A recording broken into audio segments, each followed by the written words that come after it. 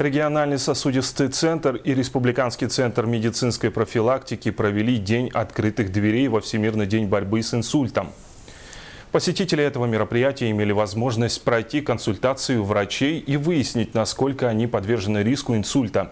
Подробнее в материале нашего корреспондента. Инсульт – это острое нарушение кровообращения мозга, приводящее к повреждению и отмиранию нервных клеток. Как показывает исследование, каждый год во всем мире с этой болезнью сталкивается 15 миллионов человек. Из них 5 миллионов умирают. В республике ежегодно заболевает больше 2000 человек. Это очень тяжелое заболевание, как вы знаете. Это, можно сказать, церебральная катастрофа, которая развивается сейчас практически в любом возрасте. От 0 и до самого преклонного возраста. Есть два вида инсульта. Ишемический инсульт происходит, если кровеносный сосуд в мозге блокируется бляшкой или тромбом. Геморрагический инсульт – это кровоизлияние в результате разрыва сосудов.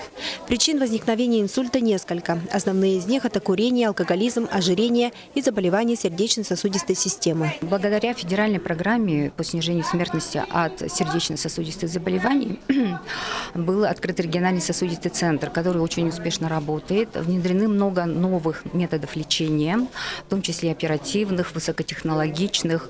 Наметилась тенденция к снижению смертности от заболеваний сердечно-сосудистой системы, но борьба с этим недугом в очень значительной степени зависит от того, как мы будем проводить профилактику этого заболевания. Курящие люди в 50% случаев подвержены большему риску получения инсульта. Помимо этого, употребление некоторых БАДов, амфетаминов и других стимуляторов тоже может привести к инсульту. Как отмечают специалисты, инсульт стремительно молодеет, поэтому каждый человек один раз в год обязательно должен пройти обследование. У молодых причины инсульта несколько другие. Здесь и заболевания сердца, и заболевания крови. И в последнее время мы стали сталкиваться с таким моментом, как злоупотребление психотропными активными веществами, которые тоже заканчиваются инсультом. По словам врачей, если кто-то из родственников переносил инсульт, то это уже повод для беспокойства. Специалист рекомендует заранее пройти скрининг и сдавать анализы. И сегодня, в день открытых дверей, все желающие смогли пройти бесплатный осмотр у невролога, кардиолога, сдать анализ крови на холестерин, глюкозу и пройти ЭКГ.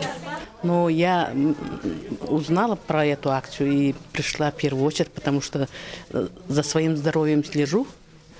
Потому что многие мои знакомые инфарктом, инсультом заболели уже, и некоторые по 2 года даже лежачие больные были.